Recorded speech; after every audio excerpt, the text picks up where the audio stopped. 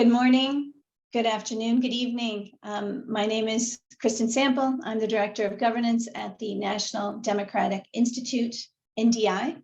NDI is a nonprofit, nonpartisan organization that's working in more than 70 countries around the world. Our mission for 40 years now, this is in fact our 40th year anniversary, is to support and strengthen democratic institutions worldwide through citizen participation, openness, and accountable governance. Today, we're going to be talking about one of the biggest challenges facing or that we're finding in the democratic landscape, which is corruption.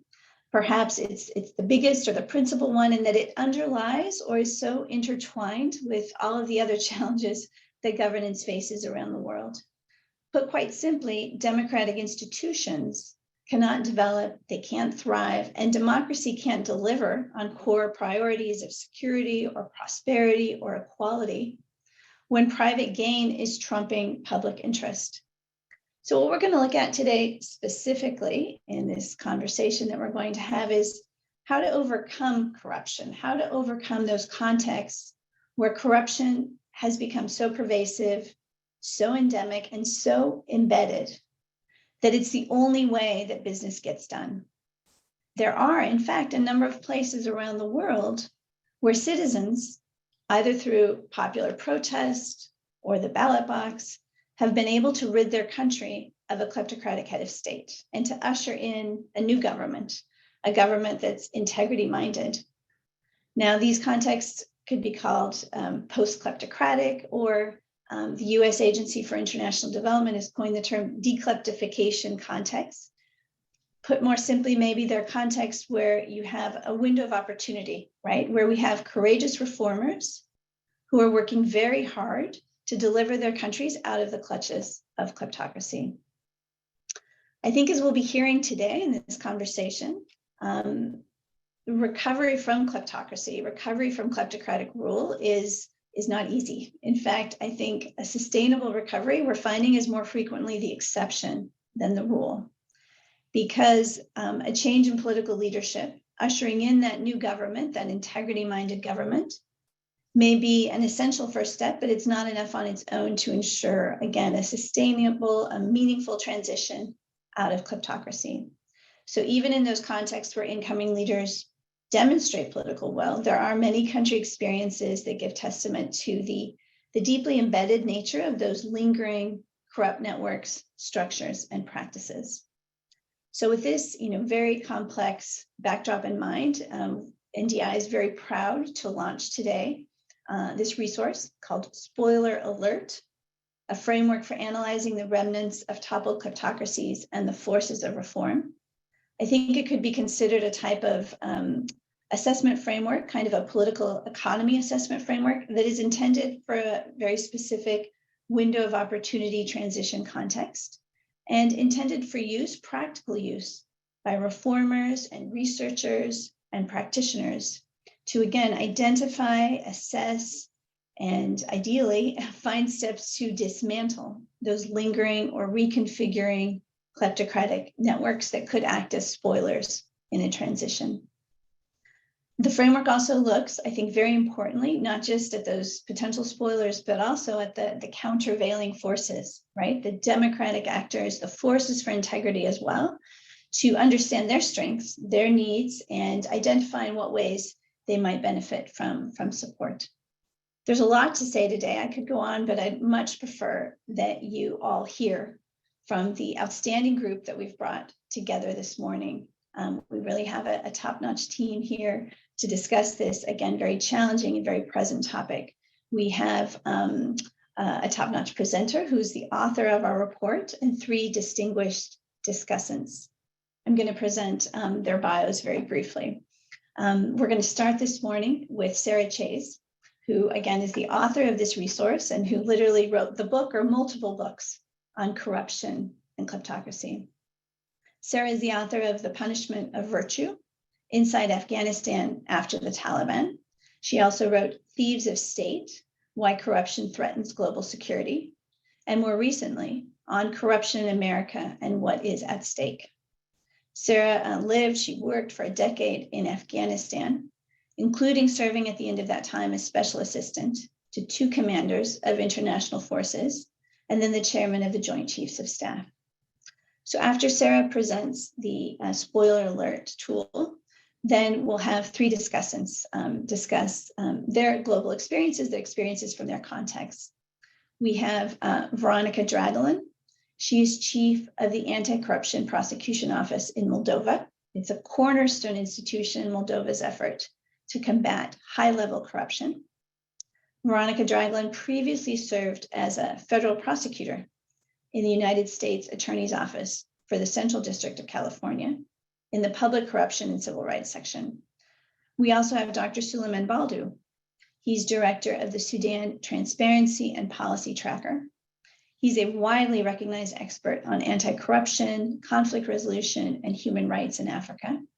He has worked for Human Rights Watch, International Crisis Group, the International Center for Transitional Justice, and the Century. And then we also have as a discussant, Bridget Millman. She's a senior program officer at the National Endowment for Democracy, where she oversees a global portfolio of projects combating corruption and kleptocracy. Prior to working at the endowment, Bridget held positions at the German Marshall Fund and also consulted for the World Bank. So again, as I said, we're going to start this discussion, this reflection today with Sarah. And I'd just like to start out by saying to Sarah that we are so grateful, not that just that she's with us today, but really for her willingness to accompany and support NDI throughout a longer process to help hone our thinking on post-kleptocratic contexts, to deliver this spoiler alert framework, which I think is quite unique, and also just bringing to bear her experience and her intellectual firepower throughout this exercise. So Sarah, I'm going to hand it over to you now to present the resource, and then we'll turn to our discussants. Please, Sarah. Thank you so much, Kristen. And I have to say it's a mutual admiration society, because I wanted to start out really thanking you in particular and NDI in general for making this thing happen. I have to say on my part, it really advanced my thinking a lot, this whole process. So we know this, but for folks listening, this project or this resource is 2 years in the making.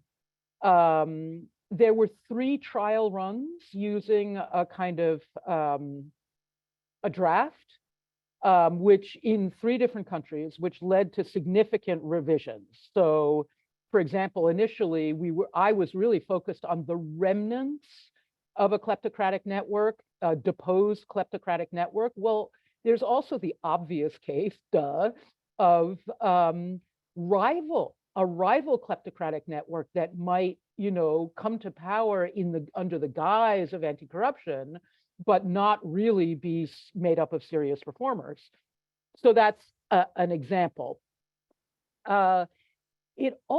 These trial runs also showed that implementing this analysis is hard. It's really hard to actually do this. First of all, it requires a departure from some more habitual ways of getting a handle on these situations. For example, sort of standard political analysis or defining corruption in terms of a one-off scandal. Both of those ways of thinking about the problem have their value. They're very important, but in this context, they're a little bit less relevant, because this really isn't about official power structures or the details of an event. It's about the unofficial structures and a more consistent pattern of practices that are perpetrated by sophisticated, dynamic, and multi-talented networks. And then finally, I think what we're pointing at is a departure from at least one common remedial approach, which, can be summed up in that expression, low-hanging fruit, right? Which often is the sort of fallback of interveners when faced with such an incredibly pervasive problem. Instead, this framework is really aimed at identifying strategic variables. That's both individuals and institutions that, if focused on kind of outsized impact on the overall problem, because frankly, we're always strapped for resources, right? I mean, reformers are always, at a disadvantage materially. This framework is also really hard because it is comprehensive. And honestly, it's not meant to be fully implemented in any one given situation. But it does have to really be taken seriously if it's going to be useful. And that means it can't be sort of dashed off. There's no way any single individual could implement, could actually perform this analysis. And I tried it with, two separate research assistants on Honduras, and, got something sort of, I mean, it wasn't exactly this framework, but a prior version of this thinking. And it like got somewhere in 9 months. I mean, it's just that it has to be a team of people with different tools and capabilities working together. Next, the point is that windows of opportunity, as exciting as they are hard too. Partly because I think there's an instinct or an impulse to personify corruption, right?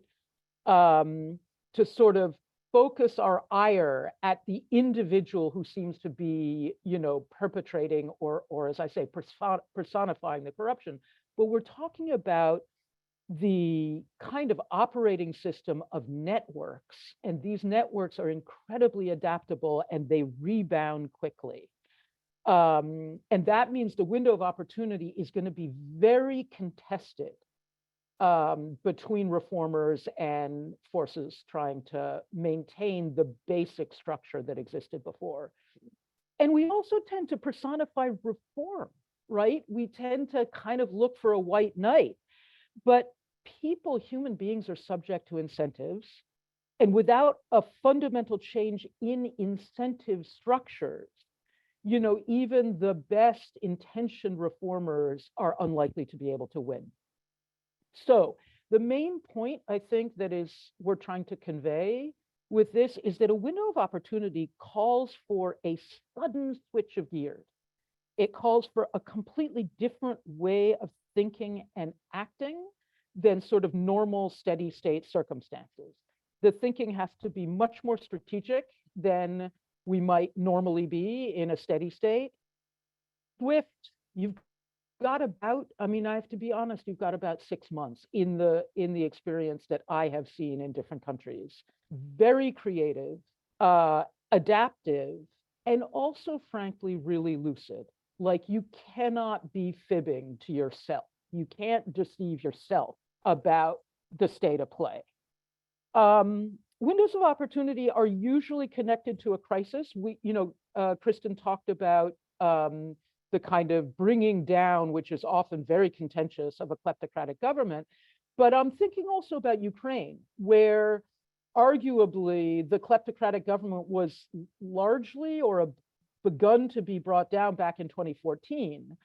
But you can call the current situation, as horrific as it is, a window of opportunity also. Now, crisis is great for kleptocratic opportunists, because people are frightened and they're rushed and resources are often poured into the situation, and so opportunists who have an eye for capturing revenue streams can really capitalize. But crisis is also great for thoroughgoing reform. First of all, and this really speaks to external actors, there's leverage. And again, I'm thinking about Ukraine. I mean, in so many, or I'm thinking about Tunisia, for example, in the immediate post Jasmine Revolution days, Tunisia was desperate for support from the international community. And that moment could have really been leveraged for thoroughgoing structural reforms of the system. And secondly, when it is a genuine reformer who has gained power in this situation, that person has a remarkable mandate, which can allow for some pretty dramatic actions. So I guess that's really the main points I wanted to make. Just to reiterate, we're talking very brief and contested periods, like 6 months to a year, which also means that, you know, an analytical framework like this, in order to map the structure both of the kleptocratic networks and the potential reformers, can be used ahead of time. Do you know what I mean? And to start thinking through what would the key reforms be, what sectors need to be focused on when the moment actually comes. So thanks very much. And again, Kristen, thank you so much for, you know, allowing me to be your partner on this. Absolutely. Thank you, Sarah. I think you raised so many important points.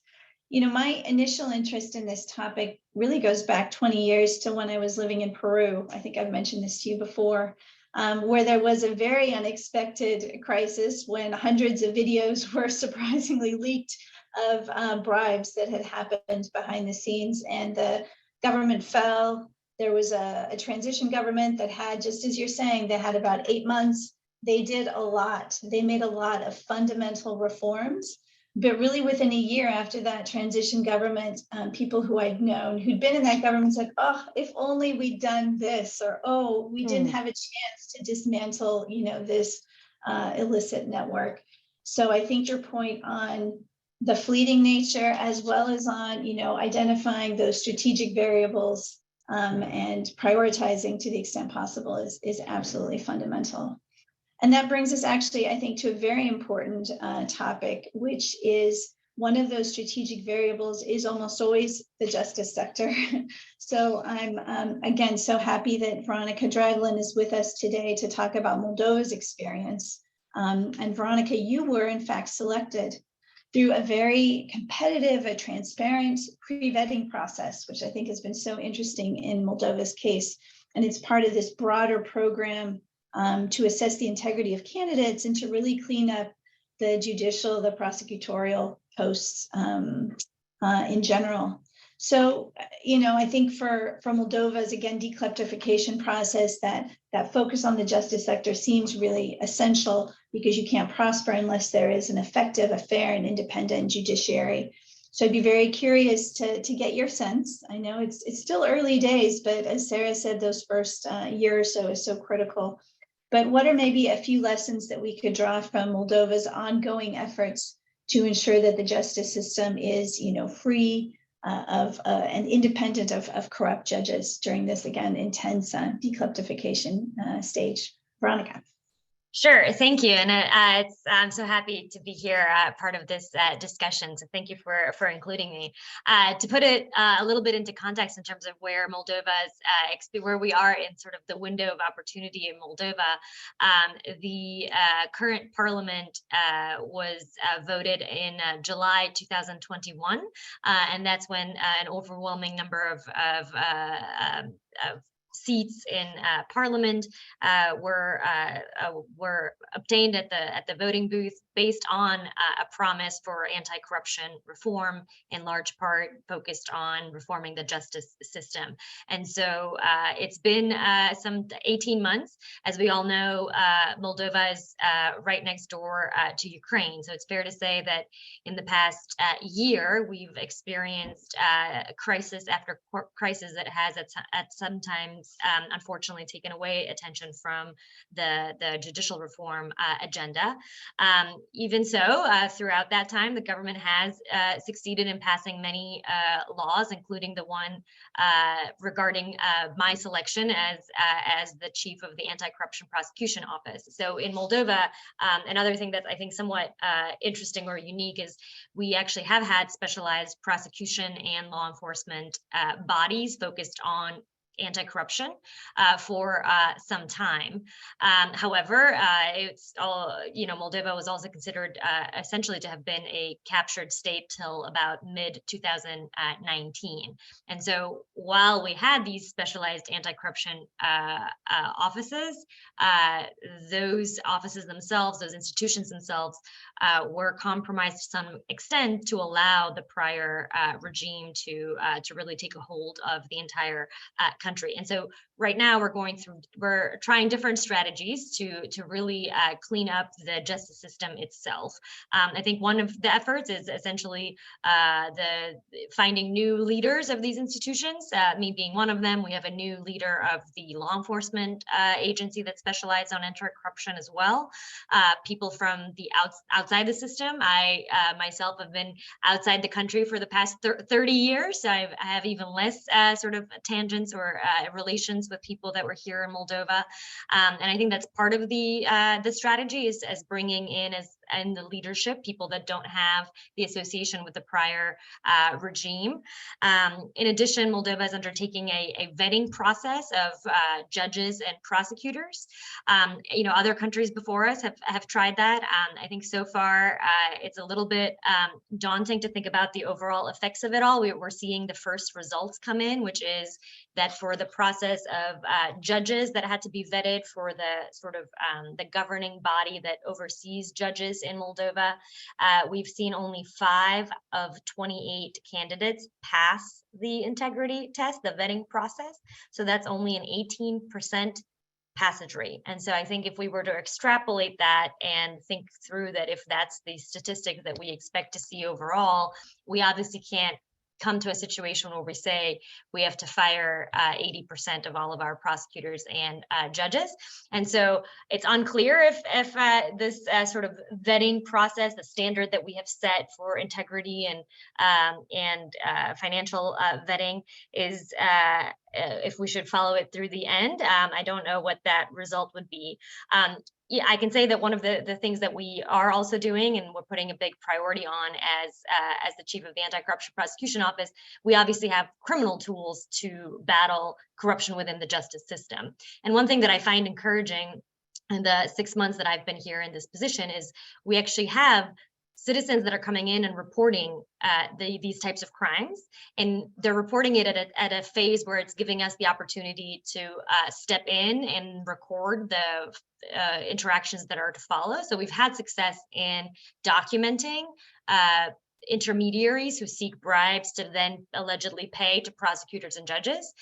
We have succeeded in actually then tracing that to bribes accepted by prosecutors. In the time that I've been here, we haven't yet had a case with getting all the way to a judge. But I find it encouraging that we are able, we have at least some sort of trust from the part of our citizens to report these things. Instead of paying the bribe, they're reporting the solicitation for the bribe and allowing us to step in and document that crime. And I think if we continue to do that, if we continue to deliver, being able to actually arrest people, being able to actually send those cases to court, which we have done in the past 6 months, I hope that we just increase the number of those reports that we have, and therefore use the criminal system itself to rid our justice system of some of those corrupt actors, because as you mentioned, as you both have mentioned, sort of, it's such a fundamental block of what's necessary, a functioning justice system and a respect for the rule of law, and an assurance that your rights will be protected in front of in a court of law. And so those are some of the initial sort of experiences that Moldova is seeing with the vetting strategy, but also trying to hopefully leverage our criminal investigation abilities to address that type of problem. And surely, slowly but surely, hopefully, as long as we're being transparent along the process, informing the public of what it is that we're doing, hopefully raising that trust in the institutions, and therefore bringing, making it even more likely that we can have success in those types of cases, and sending the very strong message that we'll have zero tolerance for corruption in the justice sector.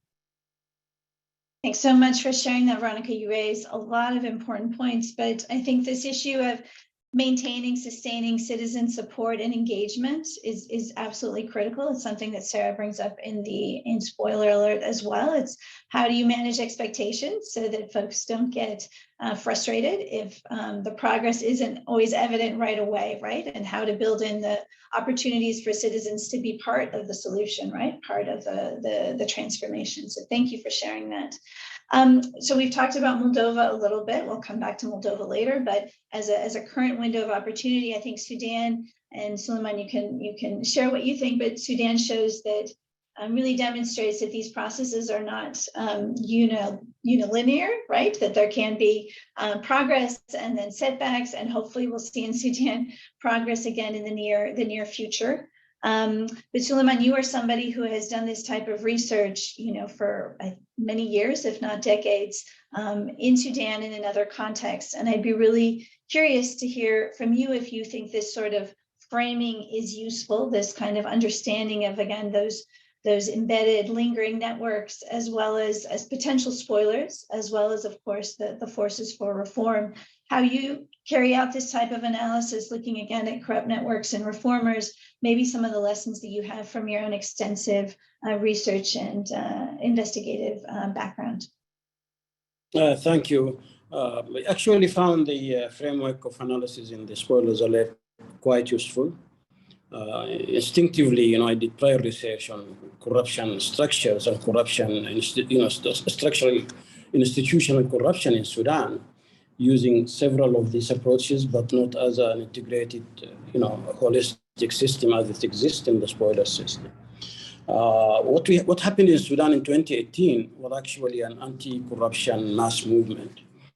The generational revolution of 2018 that lasted for months had three slogans that became well known, freedom, peace, and justice.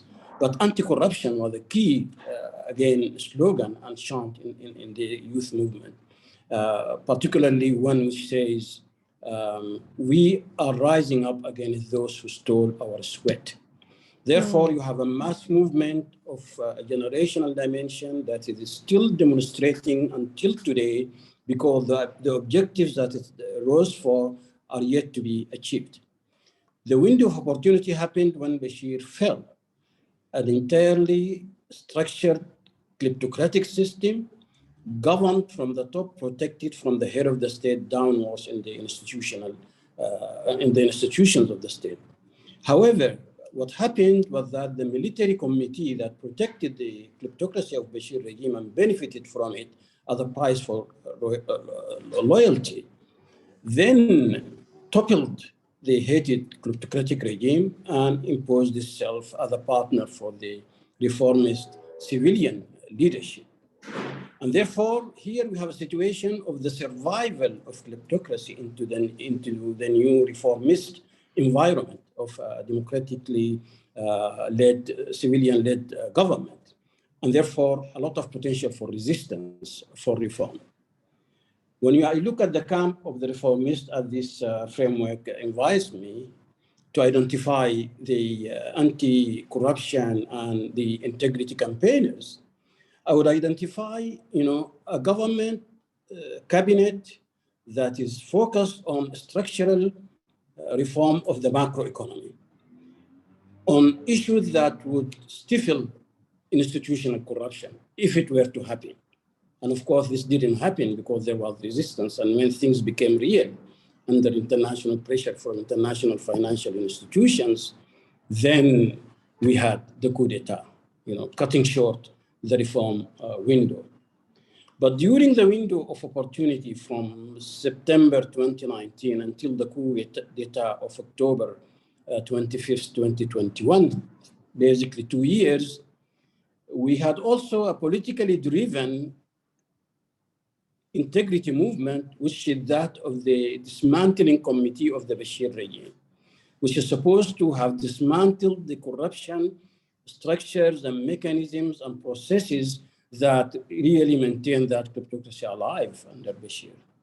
But this was, an instrument that was blunted by the presence of the military at its head, the military insisted to allow this mechanism to function, to be part of the process. And they found technical ways, procedural ways to slow its work down, or in the end, to attack it frontally in the lead up to the coup d'etat. So that's the other dimension of the integrity movement.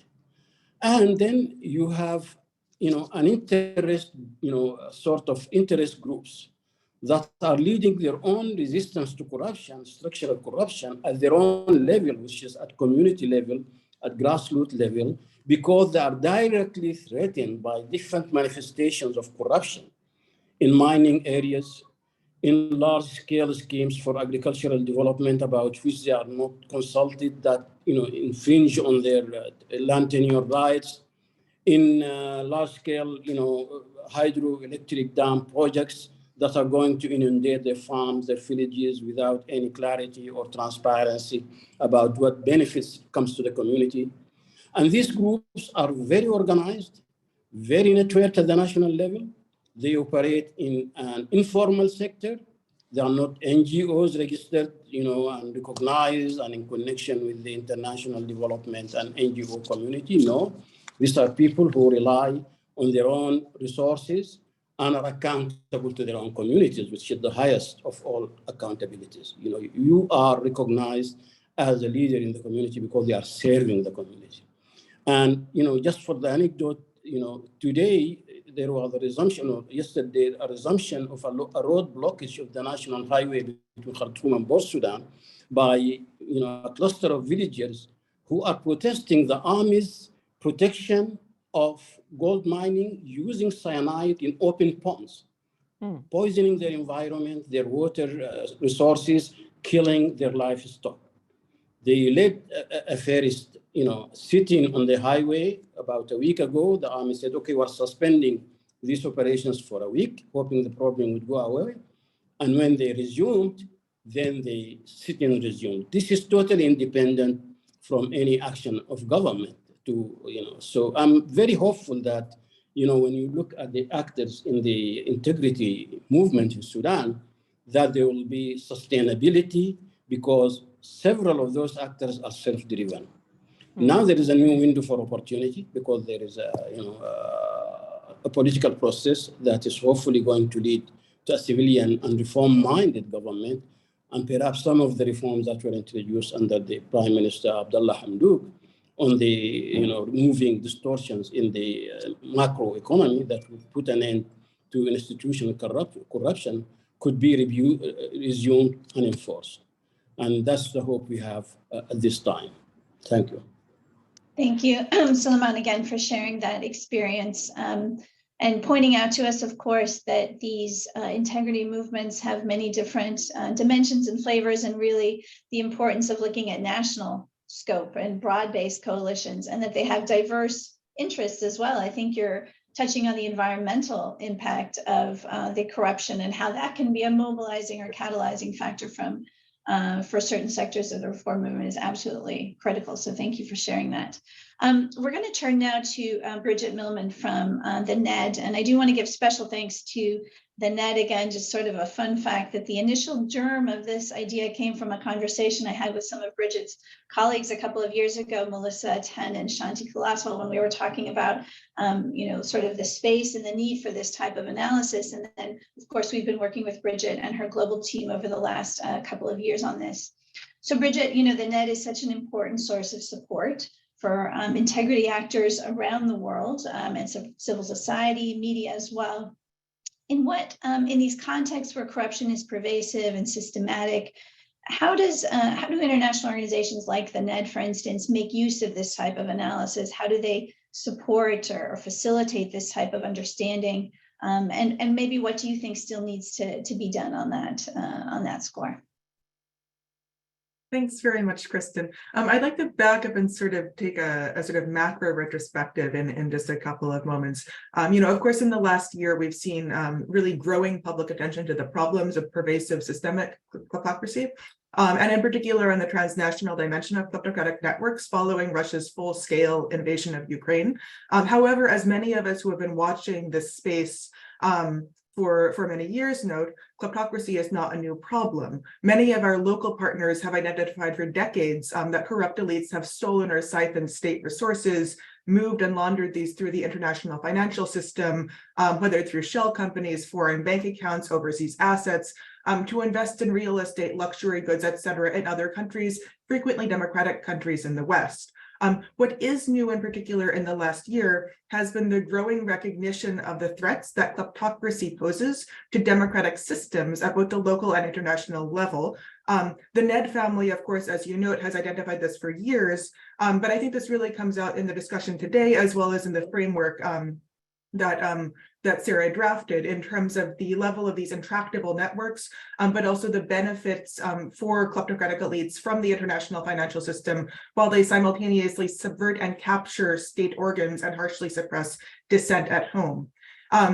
So again, just on a broader level, we've seen that the kleptocratic systems are frequently characterized by features including that co-optation and manipulation of state institutes and government functions at the local level, often characterized by autocracy or sham elections, violence, and inequality that overall undermine democratic accountability at those country levels, while at the same time on the international level, relying on the international financial system and the rule of law in a number of Western democracies to invest ill-gotten gains and to launder legitimized reputations, as our own forum's research has documented.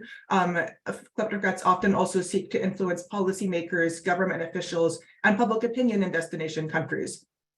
So why is this type of work important? Why is it important to track and detect illicit networks? As the framework notes, kleptocracy relies innately on dynamic and interwoven networks to capture the state and to loot public resources. And hence, in a context of opening, these deeply entrenched networks form a threat to democratic reforms. And it's a mistake to identify it as just a single actor or a single individual. It really is the network quality of this that endangers the windows of opportunity for integrity, reform, and true recovery from kleptocratic rule. In that context, and in terms of how the democracy community can leverage investigations into illicit networks, I think there really needs to be a recognition of the value of tracking and investigating illicit networks, how this shines lights onto the system that underpins illicit financial flows, as well as the gaps that enable the free movement of these funds. Certainly in context of windows of opportunities, the types of analyses underpinned through the questions that Sarah has pulled out in the framework can and should help to inform the rapid response of the democracy community. But this work should not wait until the window of opportunity opens. Much of this analysis and many of these questions can and should already be asked in a context of existing kleptocracies.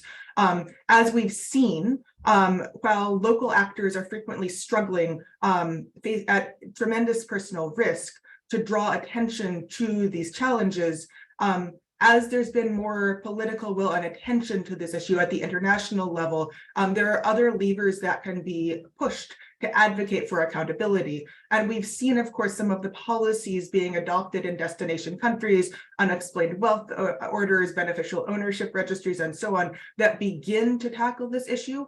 We've seen the discussion of certainly sanctions as a response to Russia's war in Ukraine. I do think it's important to remember that civil society does not substitute for adequately resourcing the sort of investigation and enforcement bodies that are necessary to sort of fully track, investigate, and seize offshore assets. However, these investigations, rooted and anchored in the local knowledge of many of these civic actors, can provide invaluable insights and better help to inform a truly transnational and collaborative response to the challenge.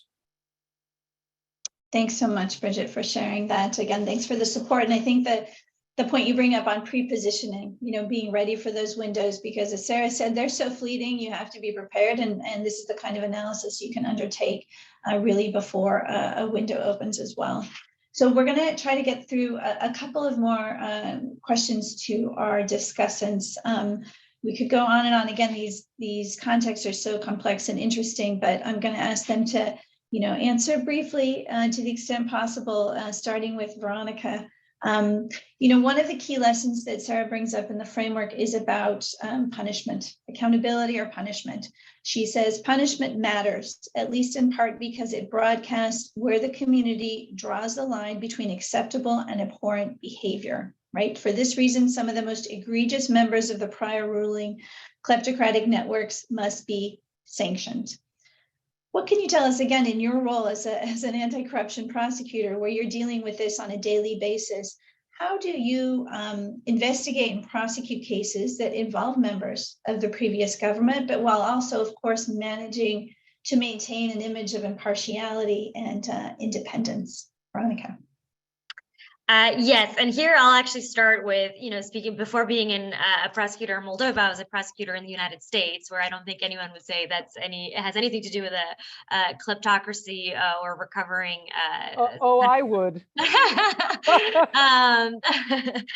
Fair enough. But I would say that this criticism that, public corruption prosecutions are politically motivated is something we hear everywhere around the world, because any person who's in that position will always just throw that criticism. So I think part of it, we have to tolerate the fact that that's just something that will happen. On cases I worked on last year on a case involving a sitting congressman in the United States, and of course, in the media and all of the briefs that were being filed in front of the jury, the arguments were this is a political prosecution. So that we can expect that is going to happen. I think another sort of answer, we get that, we have that criticism a lot right now in Moldova. I get asked that question almost every time I go out for an interview or a press conference, that we are too close to the governing party and aren't actually prosecuting anyone from the governing party, and therefore we're just their puppets. But I think one of the practical reasons for that is, when the new government comes into power, there just hasn't been enough time yet for people, that doesn't mean they're not corrupt or that power may not corrupt them eventually.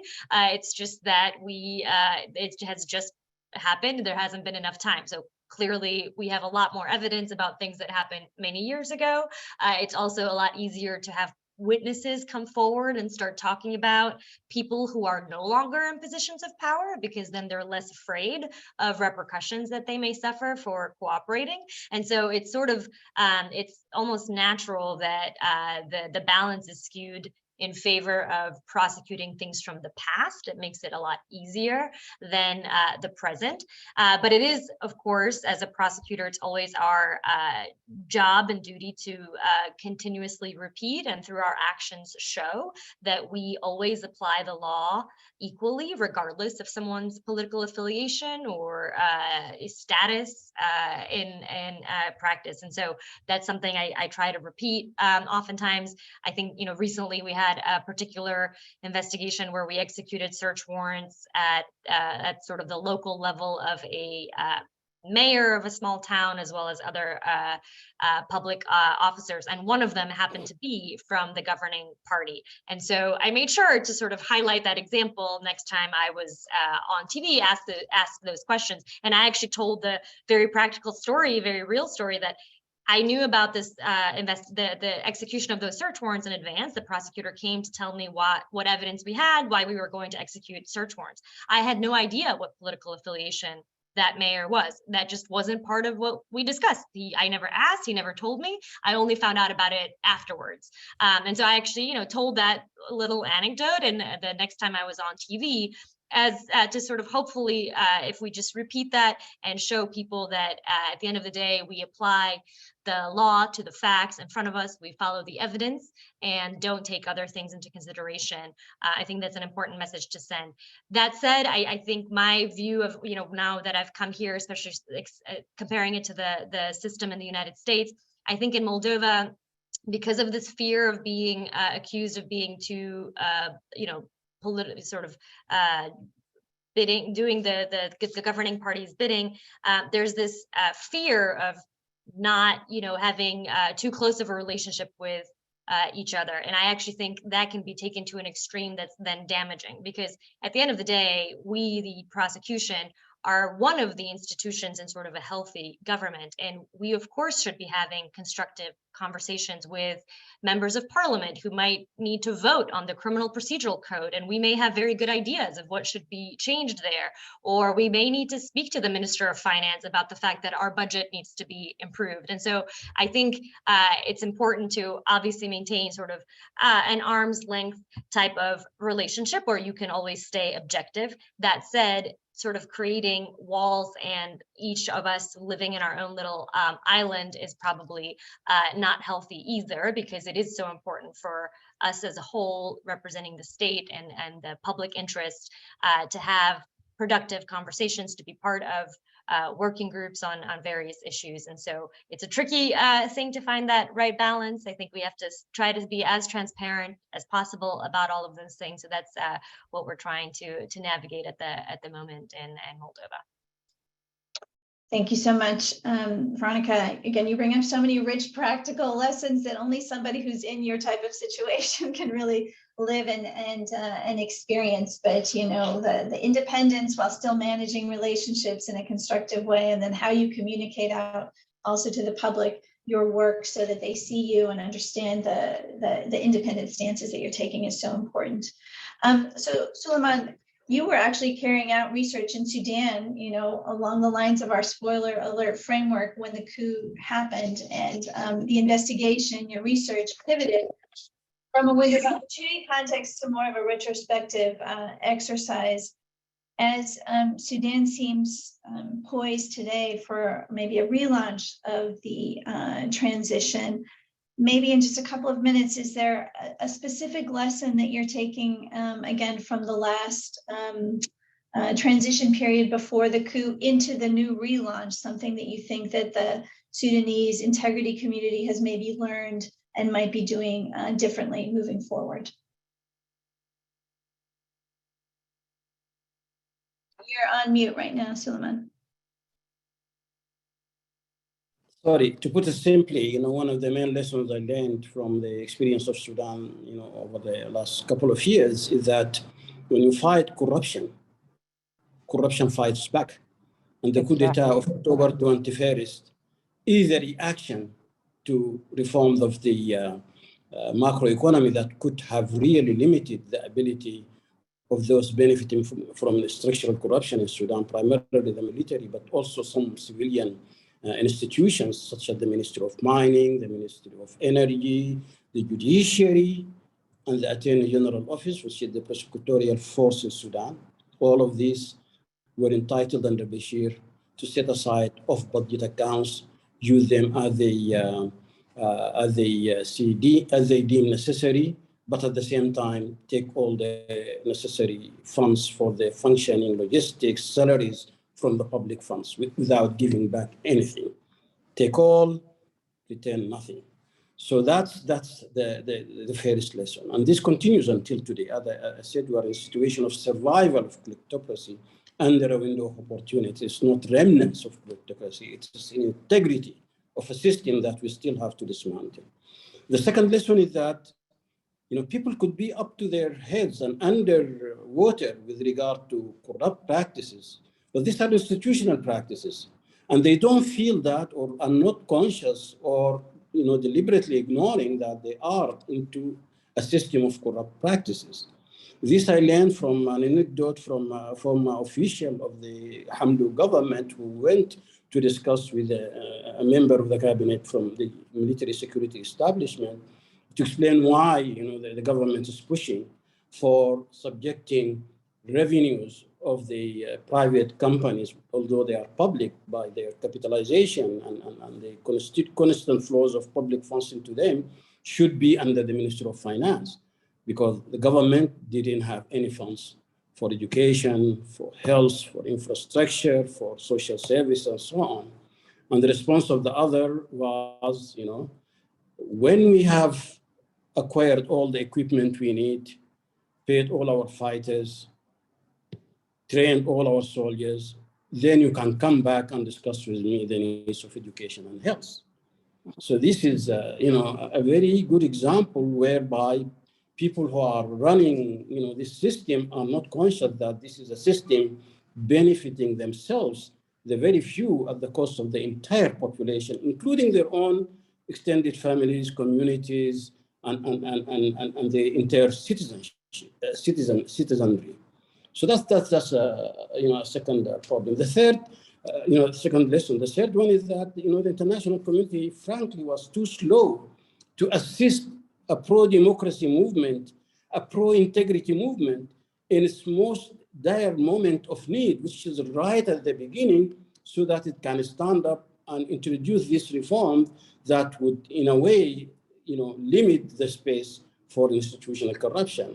The aid came later, but at a time when it was already too late because of the resistance and people that are benefiting and institutions that are benefiting, seeing that this was coming, it was time to stage the coup d'etat. I'm conscious of the time. I don't want to, go on and on, but it's not a moment of reflection on the past for us. It's a moment of refining tools, working more in a networked fashion with these local groups that are very effective in determining their own agenda and blocking local practices of massive institutional corruption at their own level. So there are ways for integrity campaigners in civil society, and then hopefully in the forthcoming government to strengthen these groups and their work and draw strengths from them to combat and confront the kleptocracy that has survived with us until today. Thank you. Now you are mute. Now it's me. Thank you. Thanks for pointing it out. That these kleptocratic forces are so adaptive and politically minded, politically savvy, and networked that the forces for reform have to be just as adept and networked and adaptive. But it is a challenge. And thank you again for, I think, pointing out that that the international community has to be very quick off the mark and very flexible, and sort of this project mindset doesn't work in these kinds of contexts. Bridget, maybe in just sharing with us perhaps one lesson, again, from the perspective of the international community, what you think NED or other donors could do well or do better at. And again, maybe just a couple of moments, one brief top line comment from you, and then I'm going to hand it back to Sarah for some reflections on this rich discussion. Thanks, Kristen. So I would note that for the democracy assistance community, I think much can be learned not only from prior dekleptification junctures, as well as prior donor priorities. We've seen before that donor priorities often change unpredictably, but as the research and this framework indicates, these kleptocratic challenges are intractable, but also impact the longer-term success of other assistance, development aid, and investments. And so I do think that some areas that the democracy assistance community can do better, and precisely as our last speaker just noted, many donors may struggle to support rapid response, even to draft calls for applications within 6 months. Since the clock is ticking for these windows of opportunity, preparation is key. So really looking at don't wait for the window, but prepare for one. Start asking some of these thoughtful questions in the framework now to better understand the network aspects and develop responsible support strategies. Prepare to be agile in response. This is something that many, particularly large bilateral donors and multilateral donors may struggle with.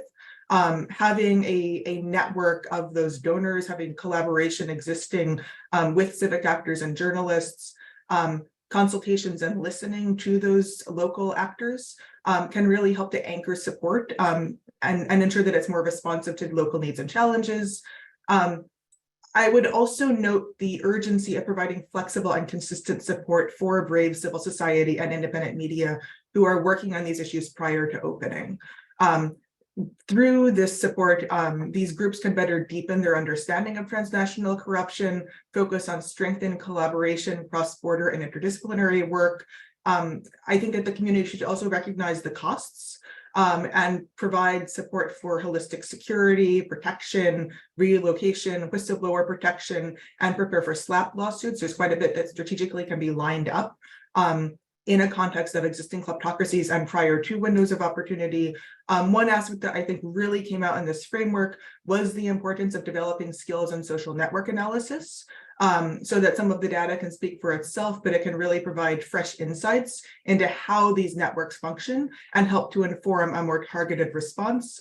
The second point that I would make is that network corruption requires a networked response, and that network has to exist at the local, international, transnational levels. It's a matter of connecting groups from the countries and regions, international and destination countries to one another, how to learn from prior dekleptification efforts, how to understand what tools can be leveraged now, but also looking at areas of cross-sectoral coalitions, right? That came out in this framework as a priority during the window, the importance of having these representative coalitions. It's quite important, I think, to look at how best to engage the private sector, as CIPE has explored with some of the rapid response anti-corruption mobilization work. And then finally, recognizing while the windows may be a long time coming and often a long way off, given that kleptocracy also relies on networks of professional groups, how can the democracy assistance community and partners help to engage with some of those networks and raise the costs for those groups to do business with kleptocrats? All of this, I believe, can help to set a foundation for a more agile, nimble, and responsive approach when those windows open to help pro-democratic reform actors boost the performance of institutions and ensure that they're better accountable, representative, and transparent to citizens in the countries. Thanks, Bridget, for sharing those lessons. Really, really helpful. So, Sarah, I wonder if your head is spinning as mine is with so many pearls of wisdom and again, very rich experiences from people who have been involved in these different contexts firsthand. But I'd love to hear what some of your reactions are to the points that our discussants have raised. Yeah, really fantastic conversation. This is, of course, going to sound a little bit like a grab bag, so it may just sort of add to the confusion, but they're not confusion, but the swirl. The first thing I really want to emphasize is we have talked about kleptocracy and especially the kind of pervasive kleptocracy that has taken hold around the world today. And I do not accept the United States, I have to say. It's a threat not just to democratic systems. It's a threat to everything. I mean, take a look at every single major crisis facing the world today, from, you know, environmental collapse to mass migration to hot wars. Scratch the surface a little bit and you'll get kleptocracy. So this is, I think, an even greater danger than it is typically framed as. I love when you fight corruption, corruption fights back. That's the counter moves. And that's what I mean by contested windows of opportunities and why the response has to go so fast. So there was a question in chat about Tunisia, and I don't want to go down a specific country rabbit hole, but I was in the US government at the time and I was pulling my hair out because, first of all, nobody knew where Tunisia was. Not nobody, but, you know, it was like it came out of left field while the United States was fighting 2 wars and whatnot. And there was just no consciousness in the US government that this is a pro-democracy, once in a generation window of opportunity that needs to be addressed as such. And that means both a rapid quantity of assistance for reformers, but conditioning that assistance on real substantive changes. And I think that's the sort of both and approach that often interveners have a hard time with. It's like, oh, those are the good guys. Let's, you know, what's the word? Funnel, there's a much better word, resources to them, or let's not give them anything. And the idea, yes, they're reformers, they need assistance, but it can even help them if that assistance is conditioned, because they can then tell their populations, oh, well, I would love to do this, but the Americans are telling us, you know, whatever.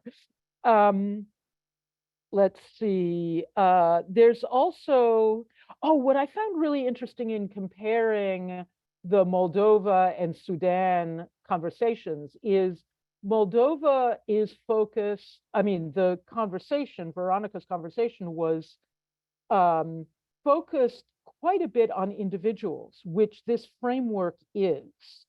Whereas Sudan, it becomes more a conversation about macroeconomic, structural, almost anonymous requirements. And I would say there needs to be a combination of both of those. I don't think the macroeconomic alone can probably dismantle the kinds of structures we're talking about. While at the same time, there just isn't enough judicial firepower to take down in a prosecutorial fashion all of the key people in a kleptocratic network. And then this point about prosecuting once they're out of power.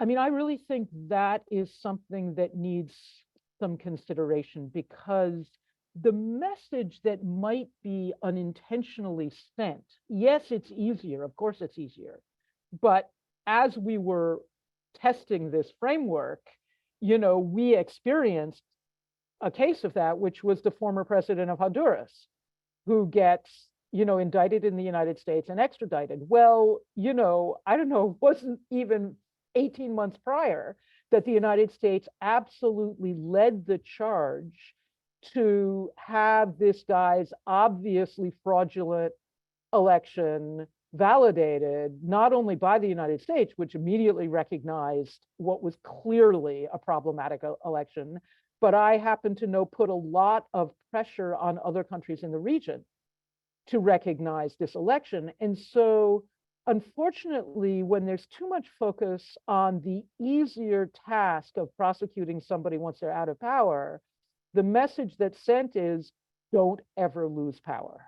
And so inadvertently, that kind of approach can reinforce the autocratic tendencies of kleptocratic networks.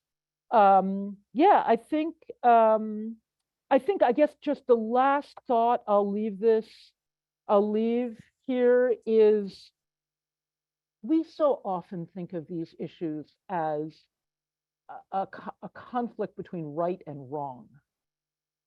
But again, the Sudanese example illustrates that when someone is within a certain incentive structure, what they experience is actually a conflict between two opposing positive values.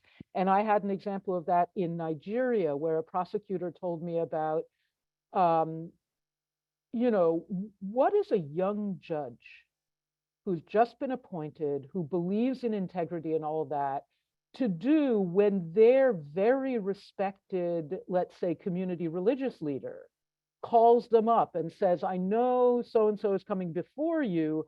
I can vouch for him. I promise that, he's honest. Don't throw the book at him. That young person is really faced with a situation of conflicting priorities that are both positive values in their environment. And so that's, I think, where training can often be very helpful, because when that call comes in, it can, I think, be valuable for that person to have rehearsed a similar situation and not be kind of caught flat-footed. And so I think there's some compassion that does need to enter this conversation. As much of a hard ass as I can be, I do think that empathizing a little bit with the situation of people who are caught in this system themselves can also be valuable. Thanks so much, Sarah. Those are really great reflections to end with. Again, just the cultural and the different complexities in each context that have to be taken into account are so fundamental. We could clearly keep talking about this. We wanted to have this kind of initial cross-regional perspective on this new resource and on the challenges that countries are facing. I think we're going to have to go deeper and do national looks on each context because they are so rich and fascinating. Just to close, I want to thank Sarah again for this 2-year journey that she's taken with us, and thank our discussants for joining and sharing their experiences. The resources out there, spoiler alert, I think has been shared now in the chat, but it's also going to be on our website. It is a global public good. It's something, of course, that we hope that different organizations, researchers, and others will tap into. They'll take the time to look at it, adapt it to the context, maybe go narrow, as Sarah was saying. It's quite comprehensive, so it could be adapted to look more narrowly at a certain sector or even a city, depending on the context. And get back to us. Let us know how it goes. Send us your feedback. Sarah and us here at NDI would be very interested to get a sense of how people perceive this and adapt it and put it in place, and would be happy to continue the conversation with anyone that's interested. So again, thank you everybody, and best of luck to all of you in your different countries and all the courageous reformers who are out there fighting the kleptocrats. Thank you so much.